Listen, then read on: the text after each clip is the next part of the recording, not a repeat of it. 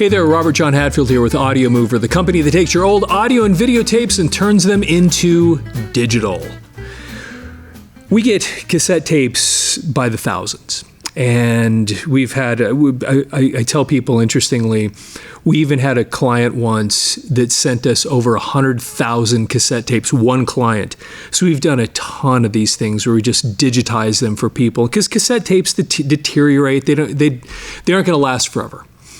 And frequently we get tapes that have all kinds of different problems, different ways that they've broken, different ways that, anyway, a lot of different issues that we have to deal with cassette tapes.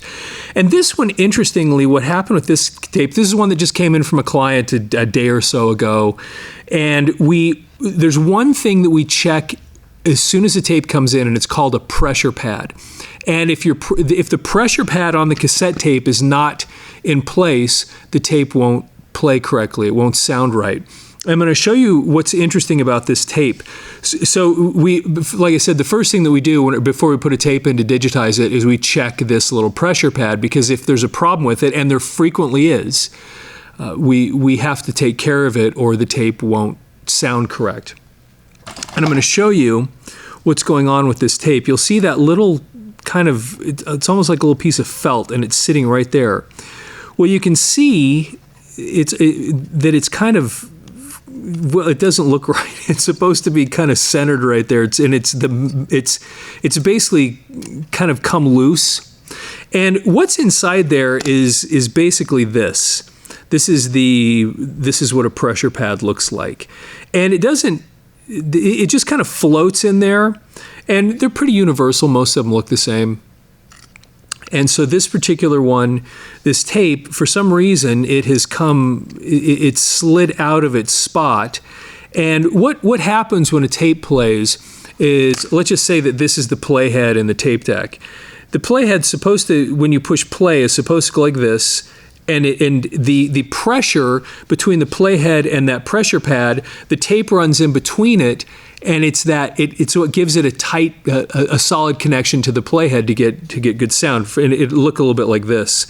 So when you push play on a cassette, the playhead goes up and pushes it like that, and then the tape goes in between, and that's how you get a really solid connection on the playhead in your tape deck.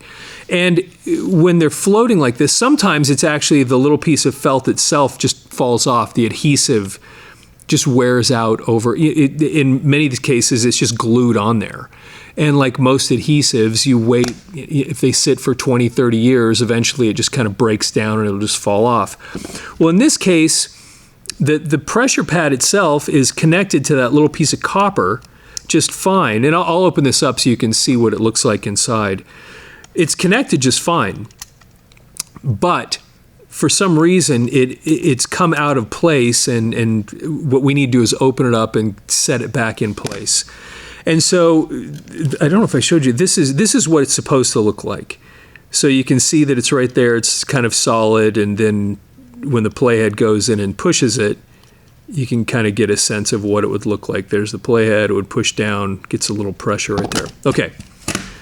So what we need, just a little small screwdriver. Most cassette tapes have Phillips screws. There's usually 5 of them. They're on the 4 corners and then one in the middle. They're not all like this, but I'd say 99% of them that ever come in here have that. Or if they don't have it, then they're usually glued together. The BASF brand, I think, didn't have Phillips. They use flathead, but they're all these smallest screws. They're usually in the same place.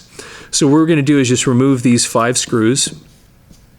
This tape is pretty old. You can see that these screws are even they have a little corrosion on them, a little rust on these screws. So we're just going to take these out. Okay.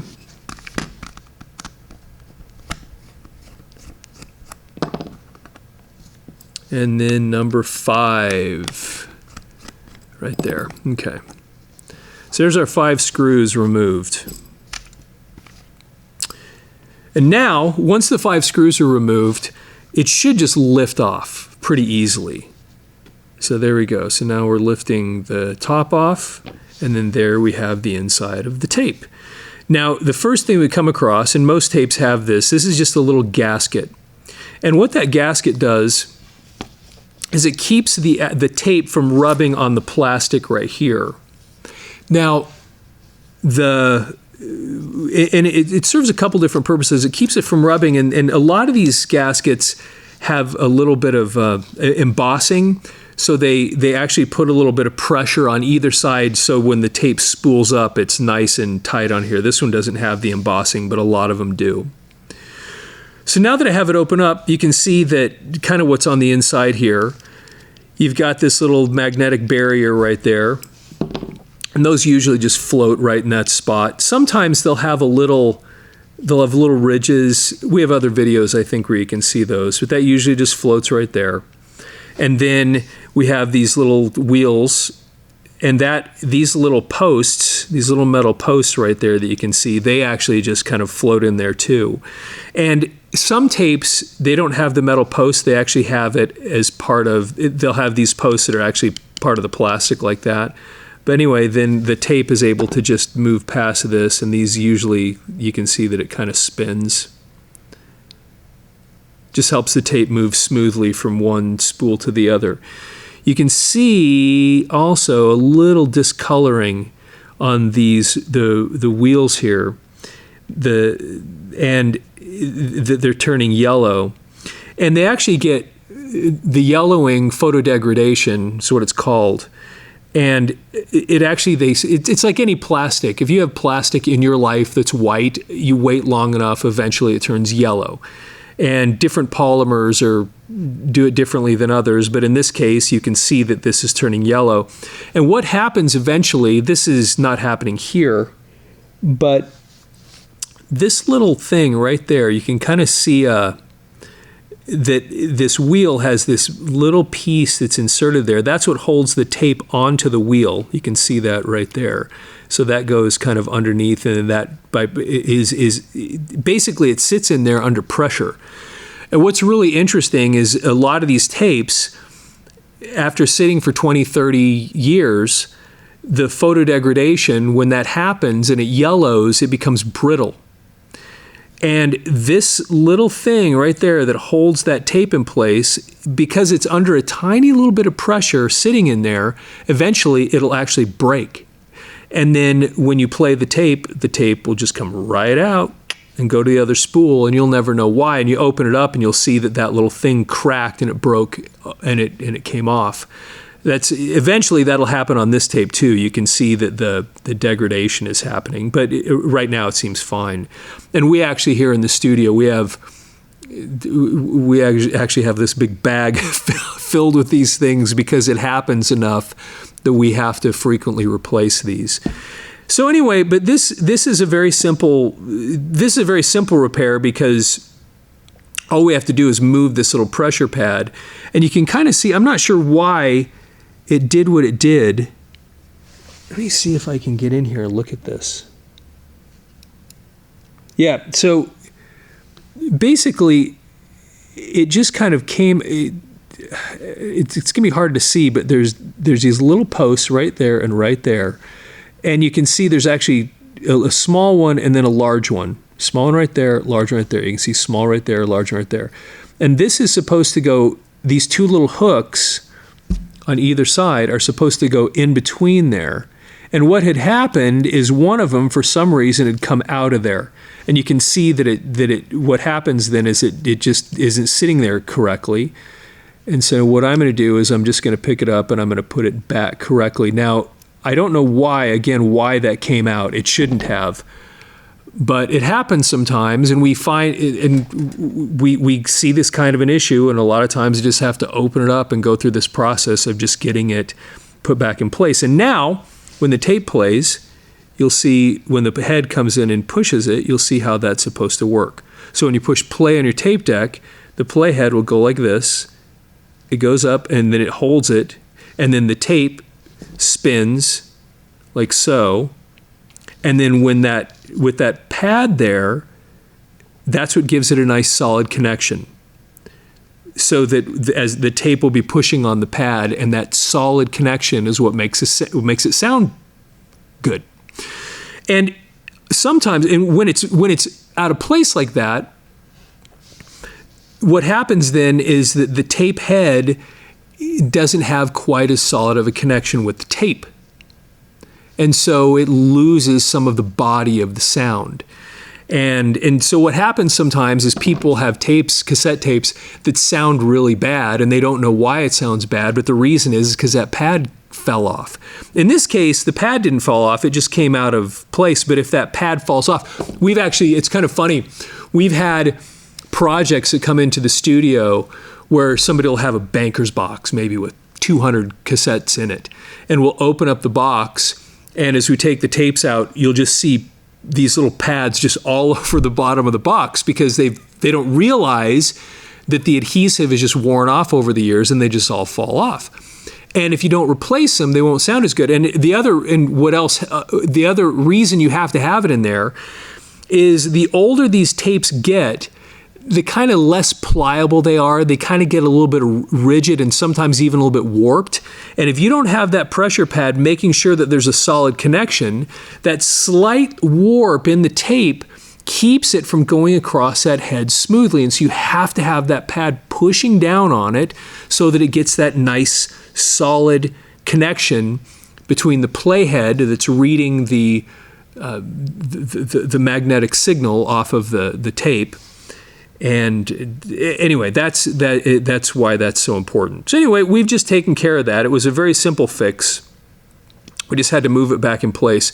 I don't know why it came out of place.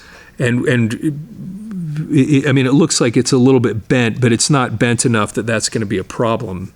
And so for some reason, somewhere along the line, who knows why, that thing kind of came out. That type of fix that I just showed you, we only see that a couple times a year, honestly, where the whole thing just kind of got pulled out for who knows why.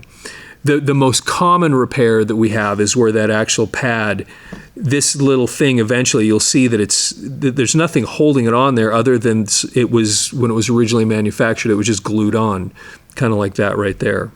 Sometimes they have little hooks, but these don't.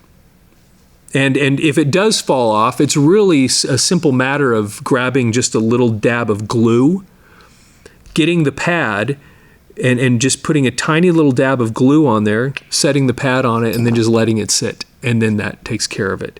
Again, though, these tapes, they're not really made to last forever. And eventually the tape's going to break down. You're just going to have, and the reels, like I said, they're going to break eventually. They just aren't going to last forever. And that's why our company exists, because people want to get them digitized, and we have all the stuff here to take care of that. And because we've been doing it now since we're coming up on 25 years we've been in business doing this kind of work. Anyway, so that's what we have to do for the repair. So now what we're going to do is take this gasket, and we're going to put it back on right there. And in this case, the way this gasket is set up, it really won't matter which side is which. Like I said, there are some gaskets that have these little embossed ridges. We have other videos where you can see that. And again, all it does is it just puts a tiny little bit of pressure on both sides that spools it up really nice and smooth onto the reel. And you see that's interesting. That's cracked a little bit right there. This tape must have gone through something, got beat up somewhere along the line, and maybe that's how the thing came out, just because it somehow got beat up. So anyway, we're going to put this back on, and it'll just kind of, if you get it set on there right, it'll just kind of fall back on. So now I'm just going to put these screws back in, and as soon as these screws are in, we'll be able to go put this in one of our digitizing machines, get it digitized, and then sent back to the client. And a lot of times they'll have us make CDs, so we can actually make a CD out of this. That's not that used to be the most common thing. These days, the most common thing is we make MP3s or WAV files for people. And the cool thing today is that we don't even have to mail the MP3 to you. Most people want that. They want us to put it on a USB thumb drive, and that's what we usually do. But we also have the option of just putting it on Dropbox or Google Drive and then just getting you whatever the contents of the tape are. And a lot of people, I don't know what's on this tape. We haven't played it yet, obviously. But a lot of these things it's amazing all the different things that people have that were on their cassette tapes. One of the most common things we get is, interestingly enough, church sermons. Who would have ever known that there were literally hundreds, maybe thousands of churches around the country that recorded all their sermons a couple of months, Sunday, Tuesday, Saturday, who knows, Christmas, Easter.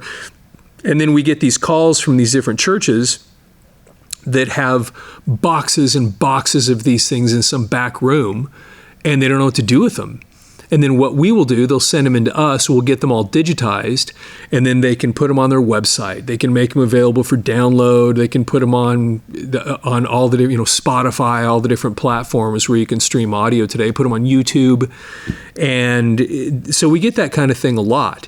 And so it's funny, when we started this business, I did it because I used to be a professional musician, and I had all of our rehearsals and old recordings and things on tapes. And because we had a recording studio, I used to just digitize them. And then this was back in 1999, 2000. I thought, I wonder if there's a business in this, if people would pay money to get their tapes digitized. So it's kind of a funny story. I put it back then. Remember, this is the year 2000.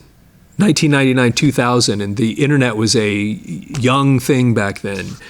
And I made this little website where I just said, hey, if anybody out there in the world has a cassette tape they want to get digitized, give me a call. And it was amazing. We just started getting a few things around the country. And then I was shocked. Within 6 months of me putting that website out, we had our first church contact us with 1,000 tapes. I had no idea that there would even be such a thing. And then we did all kinds of churches, and then government agencies started contacting us. And then we started getting all these historical societies. I mean, you'd be just amazed all the different people that have cassette tapes over the years. Some people even have their just personal, just recordings they've done over the years of their kids and family things and bar mitzvahs and birthday parties that they just recorded the audio on cassette tapes. And the other thing that's pretty cool is all the people that did interviews with family members like grandma and grandpa and uncles and aunts and even their little children, where they have these old tapes of their kids reading books to them and talking to them and that kind of thing. And then they send us these tapes and then we digitize them. And it's pretty cool business to have where we're literally in the business of helping people preserve history, their own personal history, and sometimes even really significant history. We did a project, it wasn't cassette tapes, it was micro cassettes years ago, where it was actually a research project for a former vice president of the United States. And they sent in all these microcassettes of interviews of people you have heard of before. I mean, it was amazing, like the who's who of Washington, D.C. And we had all these tapes come in of these recordings of interviews that nobody had ever heard before, that were all talking about this former vice president because they were doing this big research project. Anyway, it's such a cool business because of that very thing, because we're literally a part of preserving personal history and actually significant history of the world. And we've been able to be a part of that. And it's a pretty cool thing. Anyway, I thought you'd find that interesting. This is a very, very simple repair. The pressure pad is a really very, very, very important thing when it comes to audio tapes and if they're going to play and if they're going to sound good, because again, you can kind of see from the outside now how that little piece of copper that it's on gives it just enough pressure back so that it gets it gives, obviously, but then it gives it that nice little solid connection, so when the tape plays across it, you get a nice recording. Anyway, so we'll go get this digitized, send this back to the client, and anyway, it's gonna be pretty cool. Anyway, I hope you enjoyed that video. Please like, subscribe to the channel, and give us any feedback, any questions you have. And anyway, with that, have yourself a fantastic day.